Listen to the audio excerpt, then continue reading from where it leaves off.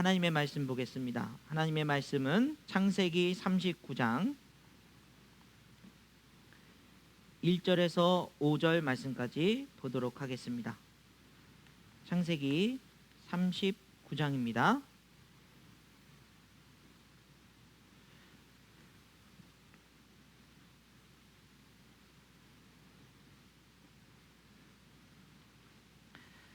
구약성경 제가 가진 성경으로는 60페이지에 있습니다. 59페이지, 60페이지에 걸쳐 있습니다. 여러분 창세기 39장 1절에서 5절 말씀까지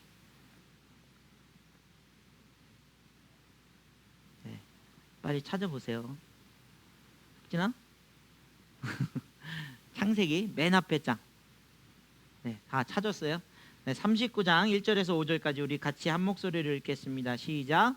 요셉이 이끌려 애굽에 내려가매 바로의 신하 취니대장 애굽 사람 보디발이 그를 그리로 데려간 이스마엘 사람 손에서 요셉을 사니라. 여호와께서 요셉과 함께 하심으로 그가 형통한 자가 되어 그의 주인 애굽 사람의 집에 있으니 그의 주인이 여호와께서 그와 함께 하심을 보며 또 여호와께서 그의 범사에 형통하게 하심을 보았더라. 요셉이 그의 주인에게 은혜를 입어 섬김에 그가 요셉을 가정 총무로 삼고 자기의 소유를 다 그의 손에 위탁하니 그가 요셉에게 자기의 집과 그의 모든 소유물을 주관하게 한 때부터 여호와께서 요셉을 위하여 그 애굽 사람의 집에 복을 내리심으로 여호와의 복이 그의 집과 밭에 있는 모든 소유에 미친지라. 아멘. 우리가 2022년을 시작하면서 우리가 소망하는 것, 뭔가 새로운 것이 이루어질 것을 기대하거나 우리가 계획하고 꿈꿨던 것들을 이루는 그런 목표를 세우는 그런 2022년 새해가 아니라 그냥 일상으로 좀 돌아갔으면 좋겠다, 이 코로나 벗어났으면 좋겠다 라고 하는 것이 우리의 공통적인 그런 소망이 되어 버린 것 같습니다.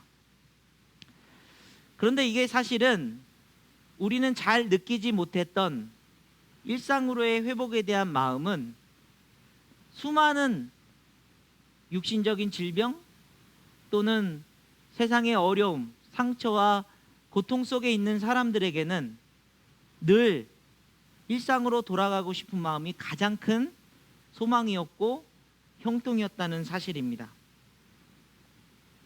이 코로나라고 하는 바이러스가 돈 있는 사람, 가난한 사람, 권력 있는 사람, 그렇지 못한 사람을 구별하지 않고 누구에게나 걸릴 수 있는 치명적이고 무서운 바이러스라는 사실 때문에 이제 우리는 모두가 한 마음이 되어서 일상으로 돌아가는 것이 가장 행복한 일이 아닐까라는 생각을 갖게 되었죠. 이런 마음을 갖게 된 것이 이 코로나로 인해서 우리가 우리의 존재와 또 우리가 살아가는 세상의 사람들의 마음과 모습을 다시 한번 생각할 수 있는 아주 소중한, 그렇지만 다시 갖고 싶지 않은 그런 시간들이 아닐까. 새해가 되면 우리가 흔히 말하는 모든 일이 만사 형통하길 원합니다, 이런 말들은 사실상 세상에서는 불가능하다는 사실을, 코로나 전에는 어떤 사람은 가능했고 어떤 사람은 불가능했지만 이제는 모두가 다 불가능하다는 사실을 깨닫게 된 것이 2022년의 새해가 아닐까 생각합니다. 형통이라는 사전적 언어처럼 모든 일이 뜻과 같이 잘 되어가는 것, 여러분 만사 형통하길 원하십니까? 네, 아멘 하셨는데요.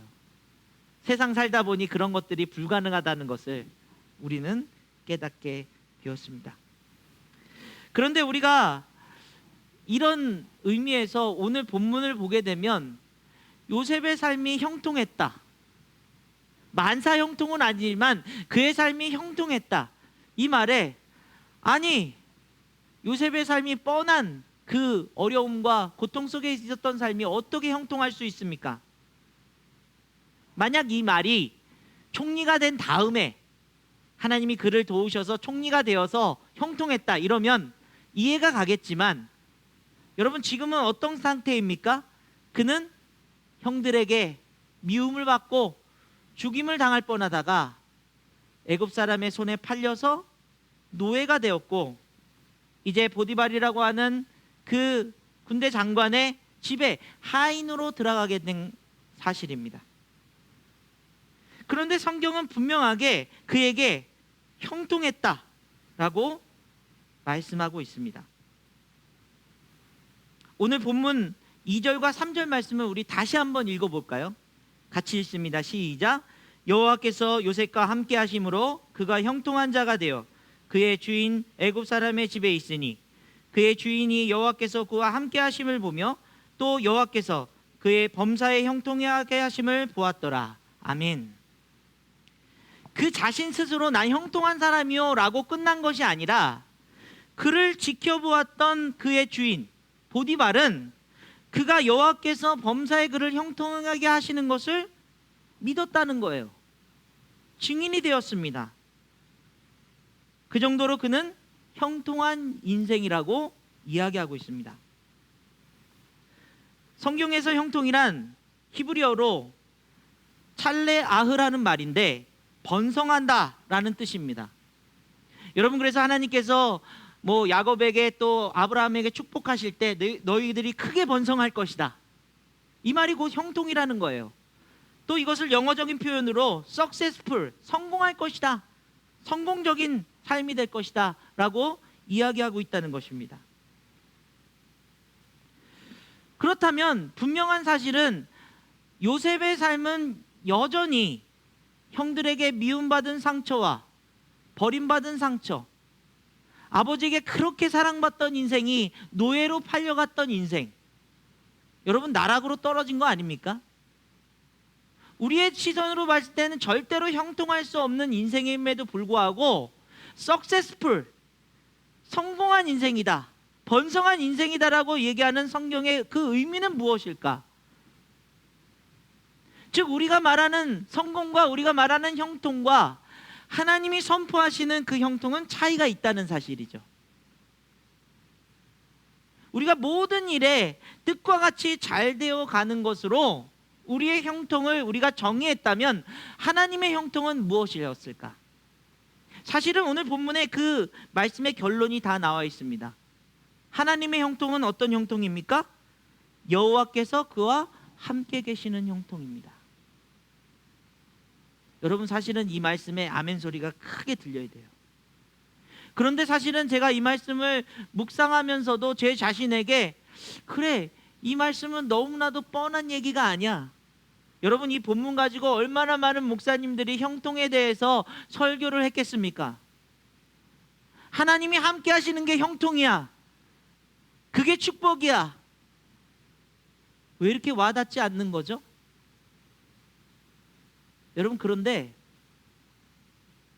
제가 앞서도 말씀드린 것처럼 지금 우리가 만나고 있는 이 현실, 여러분이 만나는 현실 속에서 그동안 평안하게 살다가 이 코로나로 일상을 빼앗기고 불편하고 힘들고 조금은 금전적인 어려움, 이것 때문에 우리 형통이 망가졌다고 생각하는 여러분들의 마음이라면, 사실은 그 이전부터 이미 이 땅 안에서 수많은 사람들이 절망 속에서 그 마음의 공허를 채우지 못해서 늘 이 상처와 아픔과 좌절 때문에 일상으로 돌아가고 싶은 그 간절한 마음을 가지고 살아가는 사람들에게, 그런 사람들이 너무나도 많이 있었다는 사실을 우리는 간과하고 있었다는 것입니다. 우리 말씀세움교회가 행복세움의 사역을 하면서 어르신들을 도울 때, 이분들은 좀 특수한 분들이야, 대부분은 그렇지 않아, 여러분 그렇게 여겼지만, 지금 여러분, 제가 우리 그 청년을 도우면서 동국대병원, 백병원, 또 세브란스, 수많은 병원들의 정신과 병동이 자리가 없어서 들어갈 수 없을 정도로 많은 사람들이 모이고 있다는 거예요. 코로나 이후에 특히나 젊은 사람들이 이 멘탈의 문제, 그 정신적인 스트레스를 참지 못해서 병원을 찾고 하루에 12명도 입원하고 싶은 사람을 돌려보낼 수밖에 없는 의사의 하소연을 간접적으로 듣게 되었습니다. 그만큼 사실은 이 세상의 바닥 가운데 우리가 알지 못하는, 우리가 느끼지 못했던 그동안에 사람들이 얼마나 많은 고통 속에서 외로워하고 힘들어하고 있었던가. 그런데 그 내면을 들여다보니까 사실은 거기에 하나님만 계시면, 하나님의 사랑이, 하나님의 위로가, 하나님의 그 존재를 나타내시는 하나님의 그 은혜가 있으면 그들에게 그런 문제들이 금방 좋아질 수 있는 그 능력임에도 불구하고, 그 형통임에도 불구하고 주님을 모르고 살아가는 사람들이 느끼는 그 고통들이 너무나도 많이 있다는 사실이에요.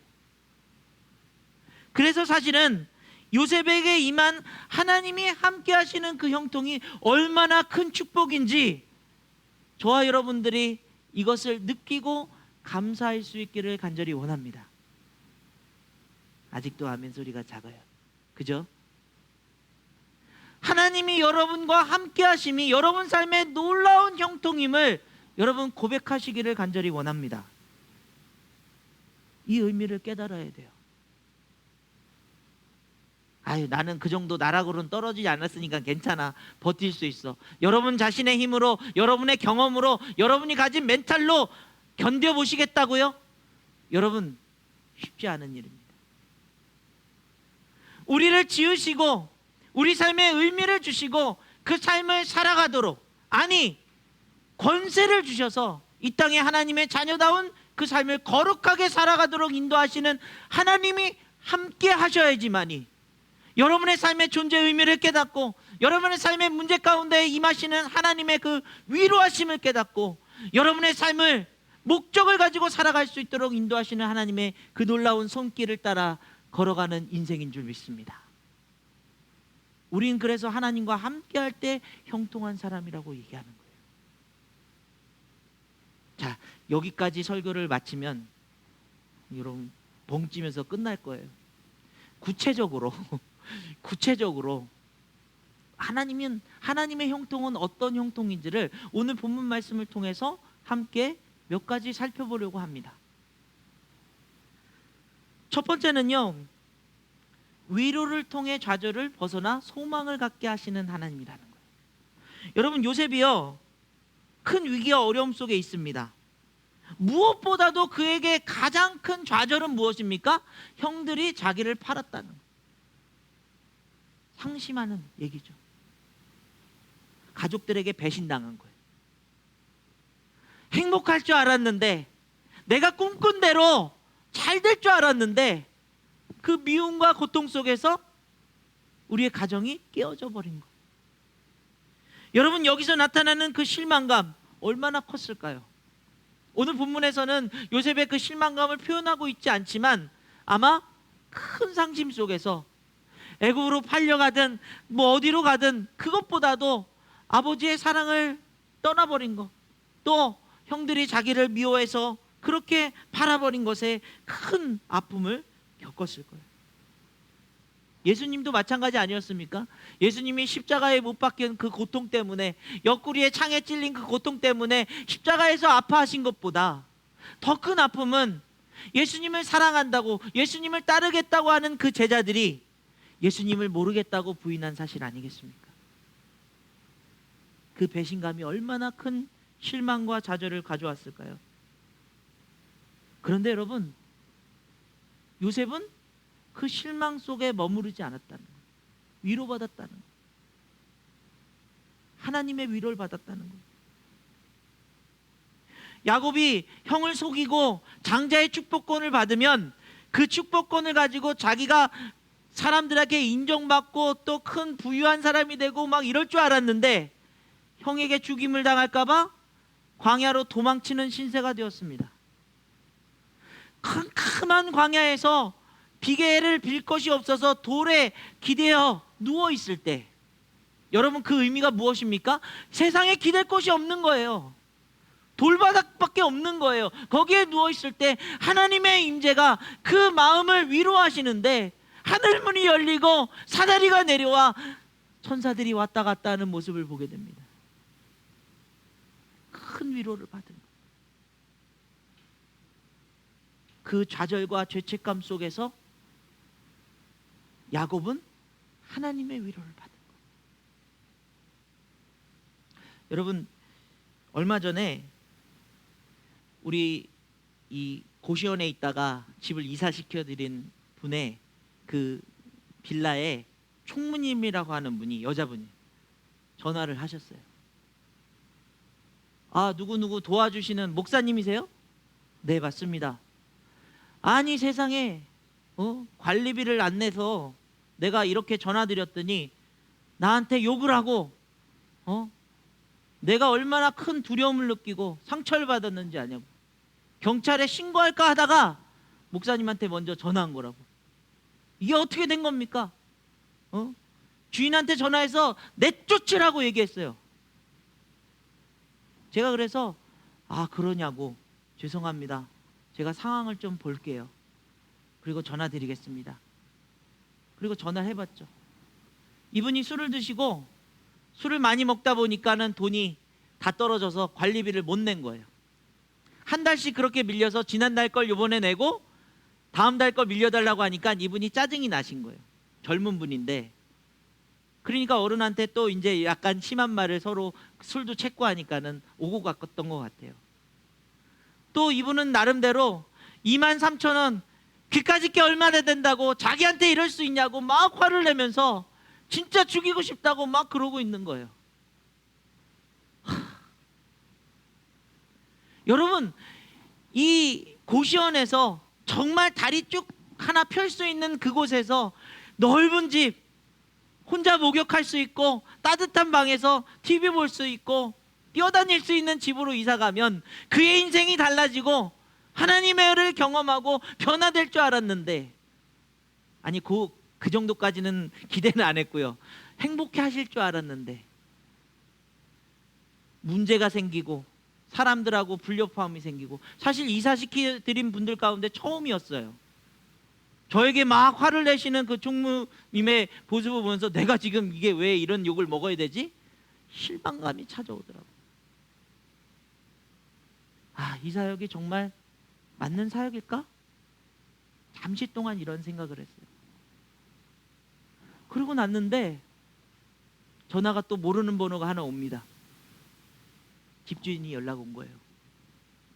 지긋한 목소리의 여성 할머니세요. 사실은 이사 오는 날 두 분이 오셨다 가셨는데 제가 잘 기억이 안 났는데, 그러면서 이렇게 말씀하십니다. 저는 마음속으로 이제 집 빼라고 그러나 보다, 어떡하지? 이미 실망했으니까요. 여러분, 걱정하고 근심만 가득 찼죠. 목사님 안녕하세요, 저 누구누구 권사예요. 그 집 주인입니다. 네, 권사님 안녕하세요. 이런 얘기 들었어요. 네, 죄송합니다. 아니요, 그분 전화를 받아보니까 속상할 수 있을 것 같아요. 목사님, 이런 귀한 사역하고 있는데 내가 조금이라도 도움이 되지 못하고 이런 일들 때문에 목사님 속상해하지 마세요. 제가 앞으로 집에 문제가 생기고 하면 돈 내드릴게요. 걱정하지 마세요. 그렇게 연약하고 병들고 아픈 영혼이 빛나야 되는 그런 삶으로 회복해야 되지 않겠습니까? 마치 하나님이 제게 얘기하시는 것 같아요. 네, 그렇죠. 당황했어요. 그러고 보니까 그분이 며칠 사이에 보일러가 고장나고 보일러를 고쳤더니 보일러가 돌아가면서 동파가 돼가지고 물이 새서 또 돈이 나가고, 물론 지원을 해드리는 부분도 있었지만 속상했던 거예요. 집주인분이 내가 고친 비용 내겠습니다 말씀하시더라고요. 여러분, 제가 그 전화를 받고 어땠을까요? 마음이 너무나도 부끄러웠어요. 하나님은 우리에게 실망스럽고 우리의 삶에 좌절이 있을 때마다 위로의 손길로 우리를 만져주고 계신데, 나는 맨날 실망만 하고 걱정만 하고 있는 인생이 아닌가. 사랑하는 여러분, 하나님 여러분 위로해 주십니다. 위로의 하나님을 의지하시기를 간절히 원합니다. 실망할 수밖에 없는 이 세상 속에서 하나님이 여러분을 얼마나 사랑하시는지 여러분 그 위로의 손길을 느끼시기를 간절히 원합니다. 그러고 나서 여러분 용기를 얻어서 그 총무님한테 다시 전화했어요. 앞으로 관리비는 저한테 문자로 보내주세요. 제가 관리비를 계좌 이체 시켜드리겠습니다. 받아서 그분하고 통화할 일 없도록 할게요. 그랬더니 그분이 네 그래요? 아유 감사합니다. 그리고 그분한테 찾아갔어요. 여전히 막 그냥 술이 취해서 막 험한 말하고 막 있는데 처음에는 너무나 듣기 싫은데 이걸 영적으로 제압을 해야 되잖아요. 여러분 영적으로 제압은 제가 조집사님하고 많이 해봐서 알아요. 그런데 제가 막 화내고 왜 그랬냐고 그러면 여러분 더 그 화 울분이 나오거든요. 아무 말 없이 하나님이 지혜를 주시는데 아무 말 없이 노트에다가 땡땡땡님 주님의 이름으로 사랑합니다. 힘내세요. 이종민 목사 올림. 보는 앞에서 큰 글씨로 썼어요. 그랬더니 갑자기 제 등을 두드리면서 목사님 미안해요. 목사님도 힘내세요. 그리고 관리비는 다 해결했어요. 쓰고서 왜냐하면 술 취했을 때는 잘 기억을 못 하잖아요. 술 깨면 보시라고. 그런데 금방 그 마음이 사랑한다는 말에 수그러들고 그 다음날 일어나서 제가 다시 갔는데 부끄러워서 제 눈을 쳐다보지도 못하시더라고요. 괜찮아요. 그럴 수 있어요. 그런데 술 좀 줄이셔야 되지 않겠습니까? 네 목사님 다시 그런 일 없도록 할게요. 말씀하시더라고요. 사랑하는 여러분, 우리는 이 세상을 살면서 실망할 수밖에 없어요. 요셉도 얼마나 실망이 컸겠습니까? 그러나 야곱에게 주셨던 마음처럼 하늘이 열리고 그 사다리가 내려와 천사들이 왔다 갔다 한 이유가 무엇이겠어요? 위로하려고 하는 거 아니겠습니까? 우리는요 세상에 힘들고 두려움고 또 지친 일들 때문에 하나님의 위로를 느끼지 못할 때가 있어요. 아닙니다. 반드시 하나님 여러분 위로해 주실 줄 믿습니다. 그 위로를 마음껏 누리시기를 간절히 원합니다. 이것이 하나님의 형통입니다. 두 번째로는요, 나태하지 않으면 반드시 기회가 주어진다는 하나님의 형통이에요. 여러분, 요셉이 하나님의 위로를 받고 그 보디발의 집에서 노예 생활을 하면서 정말 성실하게 살아갑니다. 그래서 그 집의 모든 업무를 총괄하는 사람이 됐어요. 보디발의 집의 소유가 다 그의 소유처럼 되어버렸습니다. 그가 그럴 수 있었던 것은 하나님의 위로를 받고 소망했기 때문이에요. 하루하루를 성실하게 살아갔기 때문입니다. 여러분, 그런데 우리가 생각하는 성실함과 하나님 안에서의 성실은 달라요. 우리는요, 어떤 기대를 가지고 성실하게 살아갑니까? 내가 성실하게 살아가면 돈 벌겠지. 내가 성실하게 살아가면 사람들한테 인정받겠지. 여러분, 이게 세상의 성실이라면 하나님의 성실은 코람데요. 하나님이 내 옆에 계시다는 것을 믿고 하나님 앞에만 잘 보이는 거예요. 하나님이 나를 지켜보시니 내가 거짓말하지 말아야지. 하나님이 나를 지켜보시니 내가 오늘 하루 열심히 살아야지. 하나님께 보이는 성실이에요. 여러분, 이게 왜 중요합니까? 우리의 성실이 뭔가를 받기 위한 성실일 때 그것이 받지 못하게 되면 어떤 일이 일어나요? 에이, 내가 괜히 성실하게 살았어. 괜히 내가 정직하게 살았어. 괜히 그랬더니 사람들한테 바보 소리 듣고 손해보고 이렇게 살았다고 우리는 금방 좌절할 수밖에 없는 게 세상의 성질이기 때문이에요. 그러나 요셉은요, 하나님이 그의 삶을 함께 하시는 그 형통을 맛보고 있기 때문에 그의 성실은 하나님 앞에 잘 보이는 성실이었다는 거예요. 여러분, 제가 호주에 있을 때 한번 말씀드린 적이 있어요. 이슬람 아이들이 다니는 학교를 몇 개월간 청소를 한 적이 있습니다.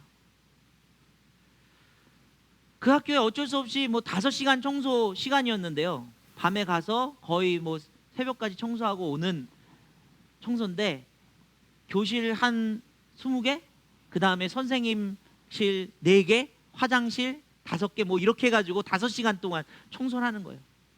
저에게 그 청소를 인계해주는 그 앞에 있던 청년이, 아우 여기 애들이 너무나도 더러워서 깨끗이 할 필요 없어요. 그냥 대충대충 하고 해도 5시간 금방 훌쩍 넘어서 5시 반, 6시에 끝날지도 몰라요. 그러면서 불병을 터뜨리면서 나 이거 못하겠다고 하면서 인계를 받았어요. 처음에 마음이 어땠을까요? 이거 청소 잘못 잡았나? 이거 괜히 한다 그랬네. 그런데 여러분, 그 청소를 시작하면서 제 마음속에 그 히잡을 쓴 아이들의 요 안에 있는, 여러분, 아주 예쁘고 귀여운 아이들, 저희 아이들과 같은 그런 모습들이 담겨 있는 걸 보면서, 비록 그들이 우리가 모르는 종교 속에서 그렇게 어떤 억압 속에 있지만 하나님이 이들을 사랑하시고 하나님이 이들을 위로하신다는 마음이 들었어요. 내 아이라면, 내가 다니는 아이 학교라면 내가 이렇게 청소할 수 있을까? 여러분, 그때부터 제가 하루에 5개 또는 6개 교실을 정해놓고 정말 모든 책상을 다 밀고 깨끗하게 될 때까지, 여러분, 그렇게 청소를 했더니 한 달간은 6시 넘게 끝났어요. 5시간 그 돈을 받는데 6시간 넘게 끝났어요. 그리고 청소를 시작했습니다. 한 달이 딱 되었어요. 모든 교실이 깨끗해진 거예요. 그런데 놀라운 사실이 있더라고요. 그렇게 청소를 성실하게 하나님 마음으로 했더니 거기 있는 교장 선생님, 선생님들이 그 매니저한테, 한국분인 매니저한테 연락을 해서 그 청소하는 사람 누구냐고, 너무 고맙다고. 여러분, 어떤 일이 일어난지 아십니까? 교실이 깨끗해지니 아이들이 교실을 더럽게 하지 않는 거예요. 전에 더러웠던 교실에 쓰레기 하나 버리는 거 쉬운 일입니다. 그러나 깨끗한 교실에 쓰레기를 버리는 건 눈에 띄는 일이잖아요. 교실이 깨끗해지기 시작하는 거예요. 그리고서 그 매니저인 사장님이 저를 그 다음날 부르셔가지고 몇 주 지나서 맛있는 점심을 사주면서 고맙다고 말씀하시더라고요. 여러분, 그런데 그 일들 가운데 제게 큰 그 위로는 뭐였냐면, 이제 아이들이 깨끗하게 교실을 쓰니까 청소하는데 4시간 반밖에 안 걸리는 거예요. 30분은 다른 사람 청소할 동안에 휴게실에서 쉬고 있었어요. 너무나도 놀라운 일들이 일어난 거죠. 제가 만약에 내가 이거 해가지고 열심히 해가지고 뭐 좀 인정받아야지, 여러분, 그런 마음으로 아르바이트 하는 사람이 거의 없잖아요. 그런데 제게 주신 마음은, 하나님이 주신 마음은 하나님의 마음으로 청소하게 하시는 거예요. 비록 내가 유학 가서 어려움 속에서 청소를 했지만, 피곤하지만, 그럼에도 불구하고 그 일들을 감당케 하시는 하나님의 마음을 깨닫고 청소를 하니까 놀라운 변화가 일어나더라고요. 여러분, 요셉에게 이 형통이 일어난 이유는 무엇입니까? 하나님의 마음으로 했기 때문이에요. 하나님의 마음으로 견뎠기 때문이에요. 하나님의 마음으로 살아갔기 때문입니다. 하나님의 형통은 최선을 다하는 자들에게 더욱더 힘을 주시는 형통인 줄 믿습니다. 여러분, 물론 최선을 다했지만, 성실하게 살았지만 큰 실망과 위기가 또 올 수도 있어요. 여러분, 그런데 우리 그리스도인의 능력은 무엇입니까? 그럼에도 다시 일어나는 것이죠. 다시 힘을 얻어서 도전하는 것입니다. 이것이 하나님의 자녀들의 저력이고 하나님이 우리에게 주신 권세인 줄 믿습니다. 여러분 삶에서 우리 아이들 공부할 때 최선을 다하십시오. 하나님 앞에 성실하십시오. 하나님께서 그 삶을 통해서 반드시 하나님의 일들을 이루실 기회를 주실 줄 믿습니다. 또한 더 큰 위로를 주실 줄 믿습니다. 마지막 세 번째는요, 유혹을 견디면 반드시 변화가 일어난다는 사실이에요. 여러분, 요셉이 그가 할 수 있는 상황에서 최선을 다했더니 지위를 얻었습니다. 그런데요, 그는 지위를 얻었지만 타락하지 않았어요. 변질되지 않았습니다. 죄에 빠지지 않았어요. 왜 그런지 아십니까? 그 형통은 하나님이 주신 형통이기 때문에. 하나님의 형통을 누리는 사람들의 특징은 그 얻은 것을 자신의 것이 아니라 하나님의 것으로 여기기 때문에 그런 유혹의 자리에 빠질 수가 없는 거예요. 그에게 찾아온 유혹은요, 뭐 보디발은 맨날 전쟁 나가고 또 바깥 일에 빠져 있으니까 충분히 보디발의 아내와 뭐 그런 불륜의 관계를 저질러도 누구도 모를 거라고 생각할 수 있어요. 눈만 잠깐 감으면 된다고 생각할 수 있어요. 그런데 그는 그 유혹을 뿌리쳤습니다. 그 자리를 떠났습니다. 여러분, 그리스도인의 능력은 바로 이 거룩한 능력이에요. 쉽게 잡히고 당장 달콤함에 속지 않는 것입니다. 차라리 감옥에 갈지언정 떳떳하게 당당하게 그 부끄러움 없이 살아가는 것을 선택하는 게 그리스도인이라는 사실이에요. 여러분, 요셉이 비록 그 일로 인해서 나락으로 떨어졌습니다. 그럼에도 불구하고 그는 아마 감옥 안에서 이런 생각을 했을 거예요. 아, 그래도 잘했다. 내가 그 유혹을 이긴 것 정말 잘한 일이라 라고 생각했을 거예요. 왜 그렇습니까? 그의 인생이 하나님이 동행하시고 그의 형통이 하나님의 것이기에 그는 그 감옥에 있었지만 여전히 자라나고 있는 거예요. 하나님의 마음으로, 하나님의 그 능력으로, 거룩함으로 그는 변화되고 있다는 사실이에요. 여러분, 그가 왜 그런 인생이 되었다는 것을 어떻게 알 수 있습니까? 그가 이제 바로왕의 꿈을 해석하고 총리가 되었을 때 만약에 그가 가지고 있던 것들이 자신의 행운이고 자신의 능력이었고 자신의 어떤 경험 때문이었다라고 했다면 총리가 된 다음에 제일 먼저 무슨 일을 했을까요? 보디발의 아내를 잡아들였을 수도 있어요. 그리고 자신들의 형들을 데려다가 처형했을 수도 있습니다. 그 안에 울분이 있고 그 안에 자신을 괴롭혔던 그 괴로움들을 그가 이겨내지 못했다면 아마 그럴 수 있을 거예요. 그런데 여러분, 어떻습니까? 그는 하나님의 형통으로 그 총리가 됐음에도 불구하고 그 권력을 이용하기보다는 사람들을 살리는 하나님의 그 사명에 몰두하고 있는 것을 보게 됩니다. 그리고 나중에 형들이 찾아오게 되었을 때 형들에게 이런 놀라운 이야기를 하고 있습니다. 오늘 창세기 45장 4절에서 8절 말씀, 여러분 제가 너무나도 좋아하는 말씀인데요, 같이 읽습니다. 시작. 요셉이 형들에게 이르되 내게로 가까이 오소서. 그들이 가까이 가니 이르되 나는 당신들의 아우 요셉이니 당신들이 애굽의 판자라. 당신들이 나를 이곳에 팔았다고 해서 근심하지 마소서, 한탄하지 마소서. 하나님이 생명을 구원하시려고 나를 당신들보다 먼저 보내셨나이다.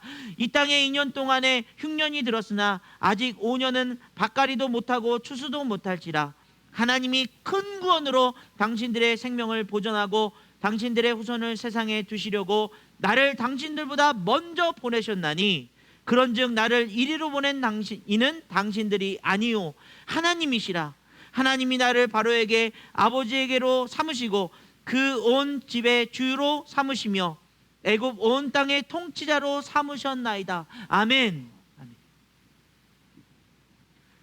그가 그 인생에 있어서 주신 고난과 그 어려움들을 어떻게 해석해내고 있습니까? 하나님의 형통으로 해석하고 있는 거예요.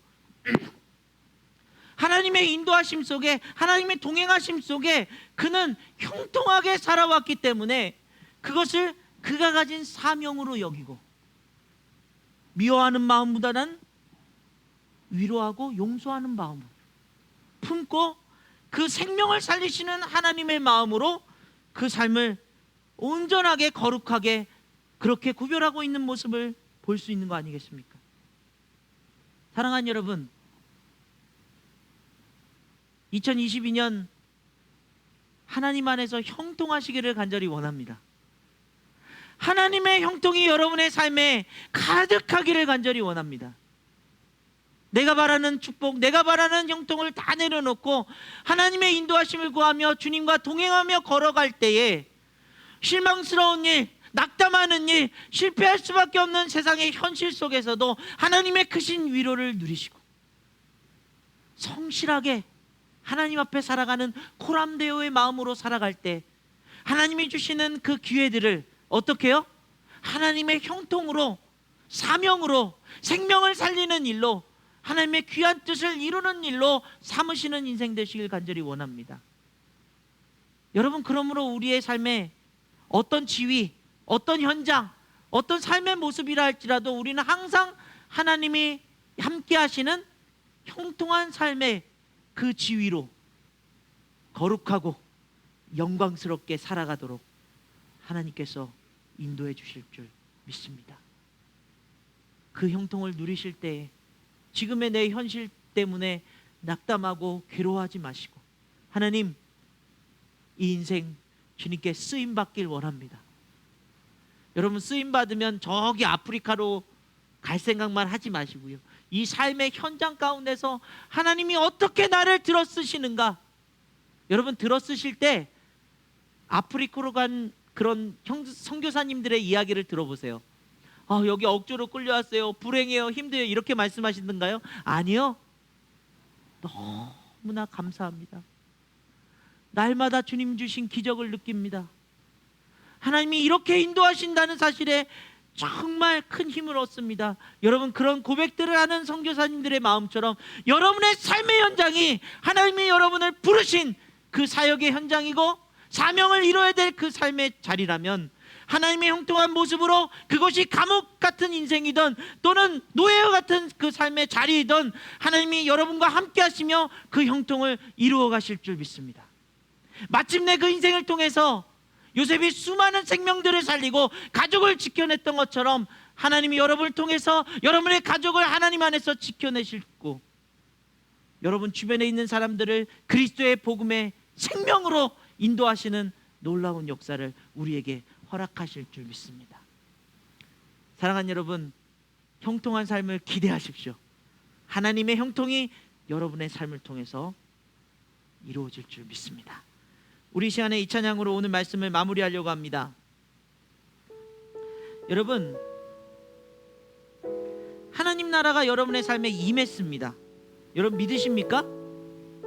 그 말은 하나님이 여러분과 함께 하신다는 사실이에요. 그런데 우리는요, 가난한 마음으로 바라볼 수밖에 없어요. 왜요? 세상의 현실이 이제는 형통이라고 말할 수 없는 이 코로나 시대 이후에 일상의 회복이 가장 큰 형통이 되려는 이 상황들을 만났거든요. 그런데 여러분, 하나님의 형통은 먼저 하나님 나라를 구하는 것입니다. 내 삶 잘 되고 나 지키고 나만 행복하면 돼, 이게 아니고요, 하나님의 말씀대로 하나님 나라를 구하는 거예요. 성실하게 실망하지 않고 하나님의 위로함을 받으면서 구하는 것입니다.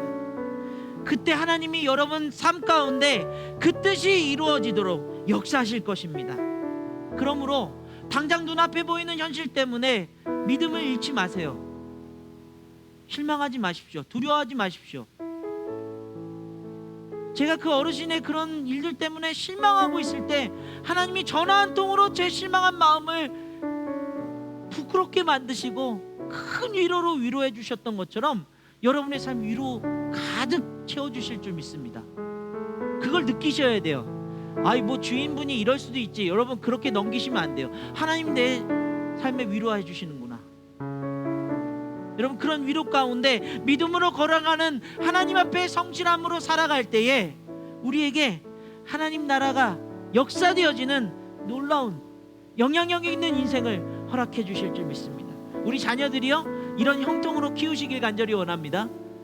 돈 선물해 주지 말고 또 권력으로 자녀들 키우지 마시고요, 말씀으로 키우십시오. 말씀의 능력이, 예수 그리스도의 능력이 그 삶에 임하기를 간절히 원합니다. 우리